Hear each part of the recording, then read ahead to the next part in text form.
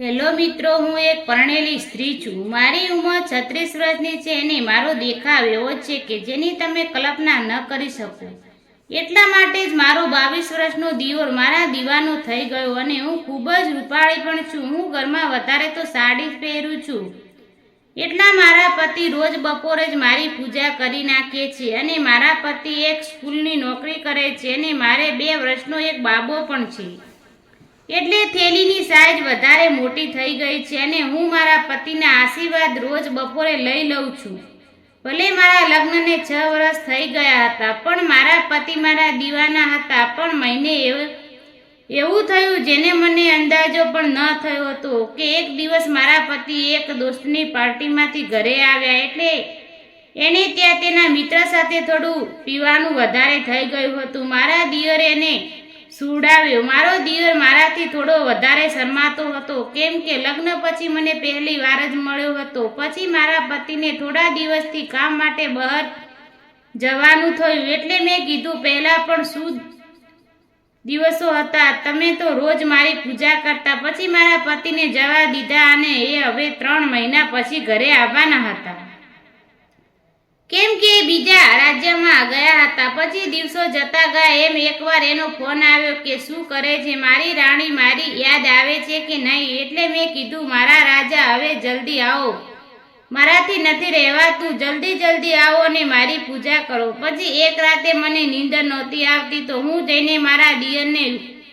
ઉઠીને જોવા ગઈ જાગે છે કે સૂઈ ગયા, પણ તે જાગતા હતા. એટલે મેં જઈને કીધું કે શું થયું, રાતના 12 વાગી ગયા છે, તું હજી સુધી કેમ જાગે છે? પછી તેણે મને સામેથી પૂછ્યું, ભાભી તમે કેમ નથી સૂતા? એટલે મેં કીધું, મને તો તારા ભાઈના ગયા પછી ક્યાં નીંદર જ આવે છે.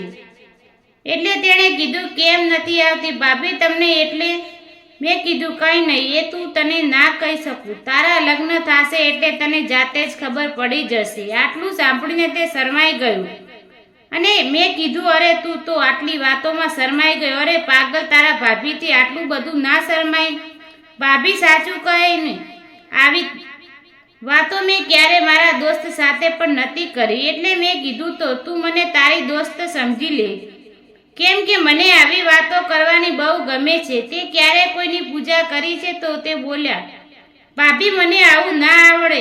મેં કીધું, કંઈ વાંધો નહીં, હવે તું મારી પાસે આવી ગયો છે, હું તને બધું શીખડાવી દઈશ અને પછી તું હું ત્યાં જ એના રૂમમાં સૂઈ ગઈ. વાતો કરતા કરતા જ્યારે મેં સવારે ઉઠીને જોયું તો મારો દિયોર મને જોઈ રહ્યો હતો.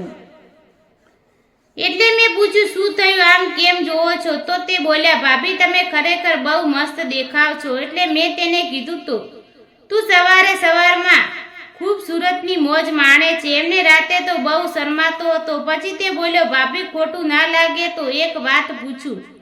મેં કીધું, પૂછી લે. તો તે બોલ્યા, ભાભી તમે આ મોટી મોટી થેલીઓ લઈને ભરો છો, તમને વજન ન લાગે? એની આ વાત સાંભળીને મને હસવું આવી ગયું. પછી અમે બંને ઉઠીને નાહવા જતા રહ્યા. તે મારી સાથે સેટ થવા લાગ્યો હતો અને પછી તે મારા બધા કામ કરવા લાગ્યો અને મારી સેવા પણ કરતો. મને માથું દબાવીને આપો, મારી કમર પણ માલિશ કરી આપતો. પણ દિવસે ને દિવસે મારી લાલચ વધતી જતી હતી અને એવું કોઈ નહોતું જેમ મને લાડ લડાવે. પછી મને વિચાર આવ્યો, મારા દિયર મારી ઈચ્છા પૂરી કરી શકે એમ છે. અમારી બાજુમાં 2 છોકરા રહેતા હતા. એ પણ જ્યારે હું અગાસી પર જાઉં ત્યારે મને લાઈન આપતા.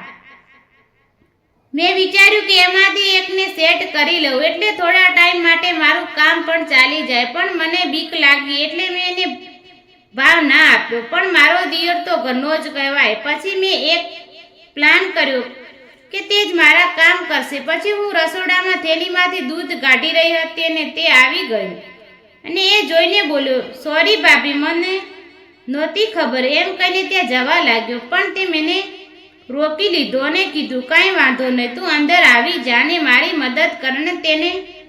તેનું પણ મન તો હતું જ, પણ હું એને ભાભી હતી એટલે તે થોડો શરમાતો હતો. પણ પછી એ મારા કહેવાથી અંદર આવ્યો અને મને જોવા લાગ્યો અને મેં કીધું, તે શું આજ સુધી ડેરી નથી જોઈ? હવે મદદ કર મારી. તો એ બોલ્યો, મને આ આવડે કઈ રીતે કરવાનું? એટલે મેં એને થેલીમાંથી દૂધ કાઢતા શીખડાવ્યું. પછી તેને ધડકન તેજ થઈ એટલે મને લાગ્યું કે હવે આની સામે નીચી ઝૂકવાનો સમય આવી ગયો છે. પણ જેવી હું નીચે ઝૂકીને મેં જોયું તેનું પેન્ટ તો પહેલેથી જ બગાડી ગયું હતું. પછી એ શરમાઈને બોલ્યો કે હું હમણાં સાફ કરીને આવું. ભાભી પછી સૂવાનો ટાઈમ હું તેના રૂમમાં જોવા ગઈ પણ એ સૂઈ ગયો હતો.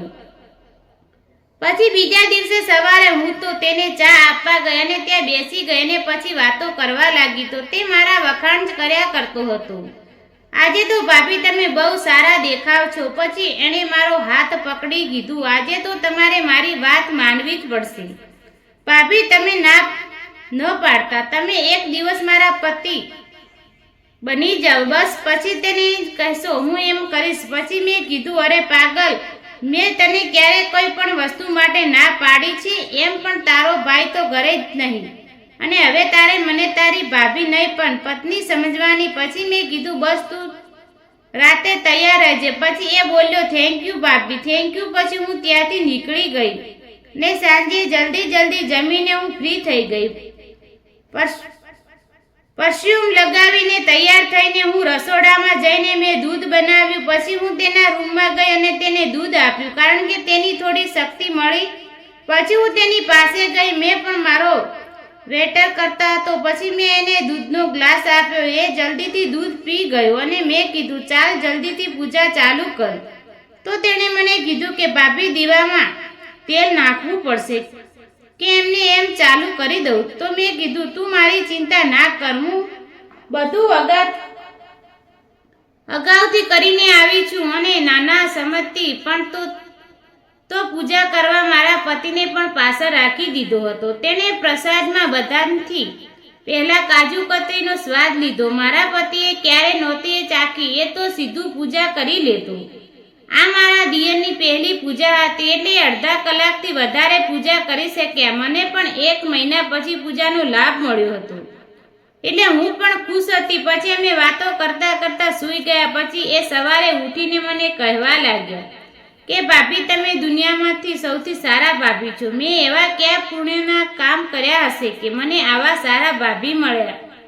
પછી મને જ્યારે મન થતું ત્યારે હું તેની પાસે પૂજા કરાવી લેતી. પછી ધીમે આમ 3 મહિના વીતી ગયા અને મારા પતિ આવી ગયા. પણ દિયરને પૂજા કરવાની આદત થઈ ગઈ હતી. પછી હું રોજ 2 વાર પૂજા કરાવી.